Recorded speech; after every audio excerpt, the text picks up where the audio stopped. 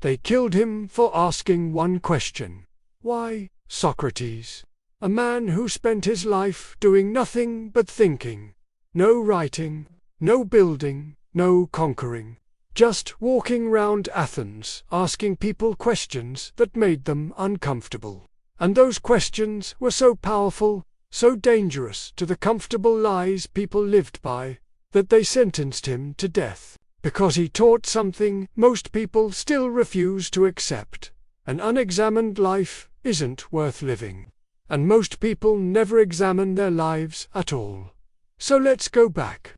About 2400 years ago, Athens, Greece, the most advanced city in the world, democracy, philosophy, art, culture, everyone thinks they're enlightened. Everyone has opinions about everything. And right in the middle of all this intellectual confidence is Socrates, an old guy who walks around barefoot, doesn't have money, doesn't have status, just asks questions, constantly, to everyone. He approaches people in the marketplace, politicians, teachers, experts, people with reputations, people who claim to know things, and he asks them simple questions about what they believe. What is justice? What is courage? What is virtue? What do you actually mean when you say that? Can you explain it? Does that definition work in every case? What about this situation? How do you know that's true? And people try to answer, confidently at first, because they think they know. They've never questioned it before. They've just accepted it. From their parents, from society, from tradition, so they give the standard answers. But Socrates doesn't accept standard answers. He keeps asking, keeps probing, keeps finding holes in their logic. And slowly, through just asking questions, he reveals that they don't actually know what they're talking about.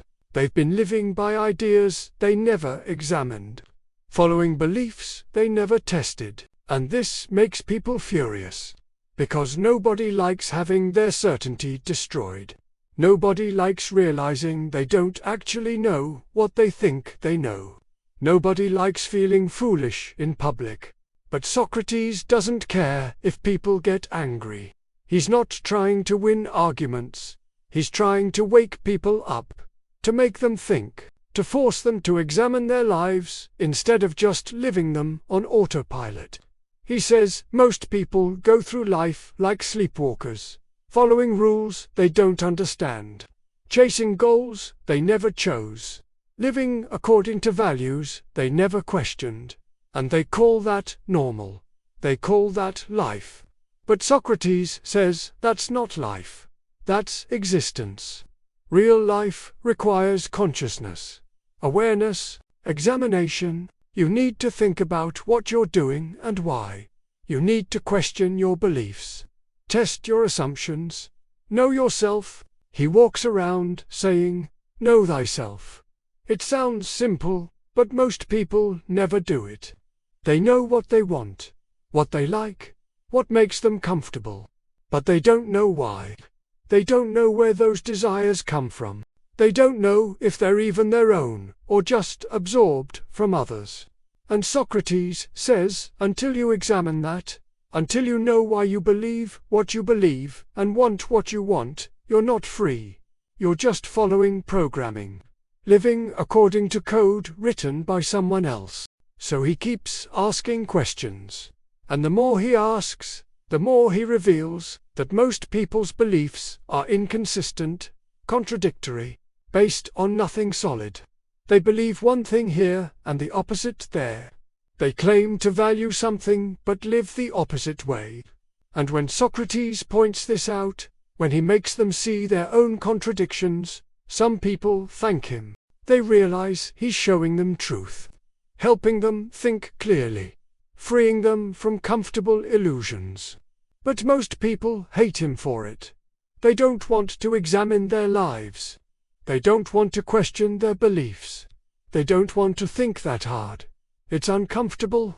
It's easier to just believe what everyone else believes and never ask why. So they call him a troublemaker, a corrupter of youth, someone who questions too much, thinks too much, makes people doubt the comfortable stories society tells itself. And eventually, they put him on trial. They say he's dangerous.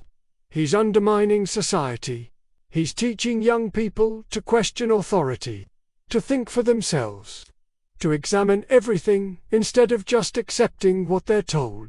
And they're right, he is doing all of that. But to Socrates, that's not corruption. That's education. That's waking people up from the sleep most people call life.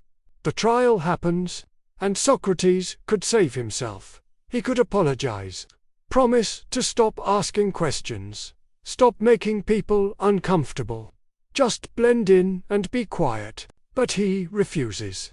He stands in front of the court and says, "The unexamined life is not worth living." Let that sink in.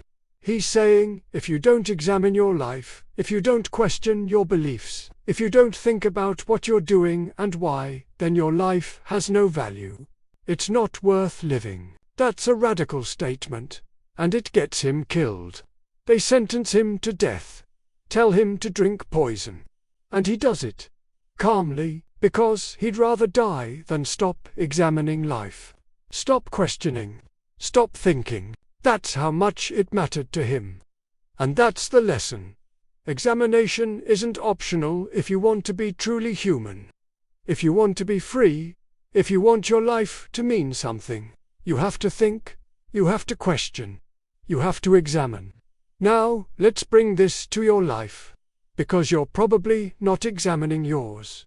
You're probably living on autopilot, following patterns you never chose, believing things you never tested, and calling it normal. Think about your beliefs. Where did they come from? Did you choose them, or did you just absorb them from your parents, your culture, your friends? Do you actually know why you believe what you believe? Or do you just believe it because everyone around you does? Most people never ask this.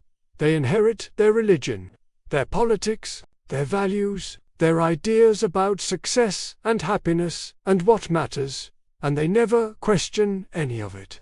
They just assume it's true because it's familiar. But Socrates would say that's not thinking. That's just repeating. And a life built on unexamined beliefs is a life you don't actually own. You're just living out someone else's script. Or think about your goals. What are you chasing? Career success? Money? Status? Relationship? Whatever it is, why? Not the surface answer, the deep answer. Do you actually want these things? Or do you want them because society says you should? Because your parents expect it? Because everyone else is chasing them? Most people chase goals they never chose. They want to be rich because everyone says being rich is good. They want to be successful because everyone defines success the same way. They want certain relationships because that's what people are supposed to want. But they never asked themselves, do I actually want this? Does this align with who I am? Will this actually make me happy? Or am I just following a path because it's the path everyone follows?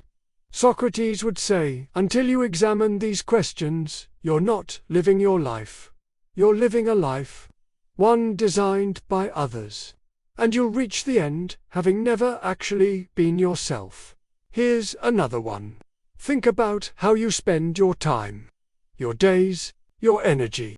Are you choosing how to spend them? Or are they just disappearing into habits you never questioned? Most people have routines. They wake up, check their phone, go to work, come home, watch TV, scroll, sleep, repeat, and they never ask, is this how I want to live? Is this meaningful? Is this building the life I actually want? They just do it because it's what they've always done. Because it's easy. Because everyone else does it. And years pass, decades pass, and they never actually lived. They just existed, following patterns, never examining whether those patterns serve them. Socrates would say, this is the sleep most people never wake up from. They go through motions without ever thinking about the motions. They live lives without ever examining those lives. And when they get to the end, they realize they were never truly awake. But examination changes everything. When you start asking why, when you start questioning your beliefs and goals and habits, you wake up. You start seeing what's actually true versus what you just accepted. You start seeing what you actually want versus what you think you should want. And that's terrifying. Because examination reveals that a lot of what you believed is wrong. A lot of what you wanted isn't actually yours. A lot of how you've been living doesn't make sense. And facing that is uncomfortable. Painful, even. That's why most people avoid it. That's why they killed Socrates. Because examination destroys comfortable illusions. And people love their illusions. Even when those illusions are making them miserable. But here's what Socrates knew. The discomfort of examination is temporary. The pain of an unexamined life is permanent. You can face the truth now and adjust, or you can avoid it your whole life and die having never lived.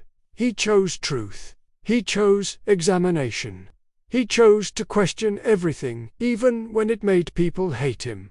Even when it got him killed.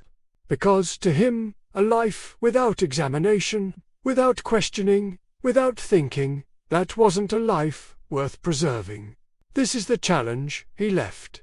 Are you living your life, or are you living a life that was handed to you? Do you know why you believe what you believe? Do you know why you want what you want? Have you examined any of it? Or are you just following programming? Most people will never examine their lives. They'll be too busy, too comfortable, too scared. They'll go through all the motions society tells them to go through and call it success. They'll reach the end and realize they never actually lived. They just performed. They just existed. But you can be different. You can do what Socrates did. You can start asking why. You can start examining your beliefs. Testing your assumptions, questioning your goals, thinking about what you're actually doing with your life. And yes, it'll be uncomfortable. Yes, you'll discover things you wish weren't true. Yes, you'll have to change things you thought were permanent. But that discomfort is the price of being truly alive, of being truly free, of actually living your life instead of just going through someone else's motions. Socrates died for this truth. But the truth didn't die with him. It's still here, still waiting, still asking the same question it asked 2,400 years ago. Are you examining your life? Or are you just living it unexamined? Because one is freedom, and the other is just a comfortable prison you never notice because you never looked closely enough to see the bars. The examined life is the only life worth living. Everything else is just time passing. And time passing isn't the same as living. Socrates knew that, and he died making sure you'd know it too. Subscribe for more truths that wake you up from the sleep everyone calls life.